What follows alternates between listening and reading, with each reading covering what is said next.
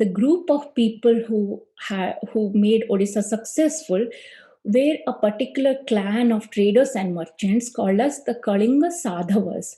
Sādhavas were the trader and merchant clan. They didn't belong to just any one clan. They were not just Hindu Sādhavas. They were like Jaina Sādhavas or Bauddha Sādhavas, indigenous.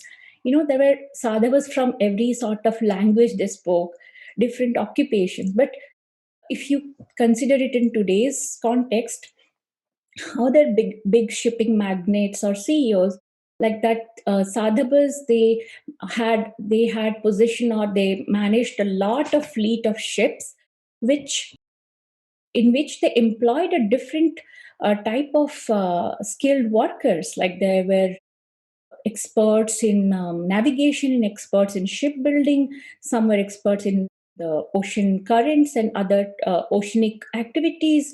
And how in today's shipping there are lots of different type of occupations who are employed. Just like that, the Sadhavas were enterprising folks who managed to do all this, and they were the incomparable master of the high seas, and they were brilliant stevedores of commodities as well as culture in the Indian Ocean region. I say commodities and culture because just trading goods was not the legacy what we see today, but with them, the culture also spread to a lot of other parts of the world, and they also brought in maybe cultures from other parts of the world to Odisha.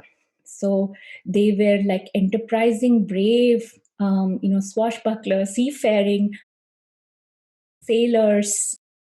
They were one really significant group of people for Odisha, and still we remember them in one of our big festivals that I'll talk about a little later. And what contributed to the expertise, acumen, and efficiency of the Sādhavas or the Sādhava ships? They had variety of ships to their courtiers. So there were large ships, there were small ships, there were riverine ships, there were ships for ocean voyages, there were passenger ships, and there were cargo ships.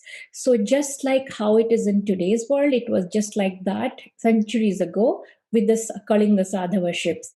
So much so that Raja Bhoja of the eminent Raja Bhoja, in his work Yukti Kalpataru, he talks about the types of Kalinga ships of as Samanya and Vishesha, like a normal one and a special one for oceanic voyages.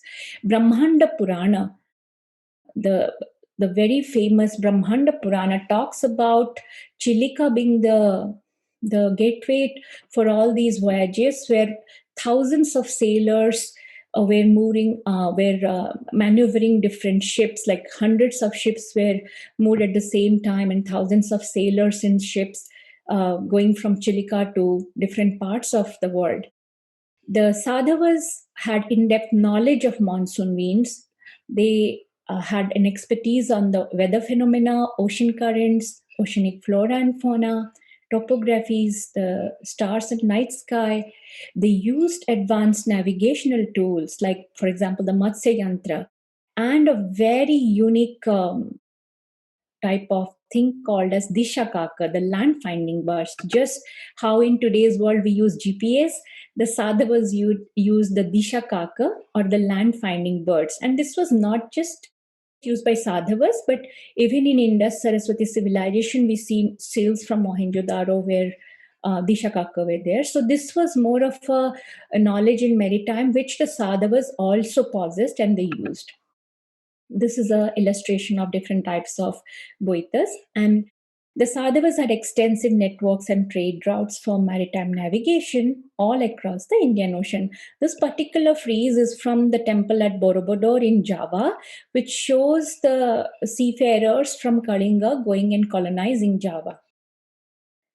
Now, Kalinga's maritime strength and the enduring legacies of it. This was the reason for Odisha's sovereignty, economic prosperity, overseas respect, and Odisha's popularity. So, Odisha, Kalinga, and her maritime heritage, they are all closely intertwined. This is a filigree Sādhava Boita exhibit from the Kalabhumi Museum in Bhubaneswar.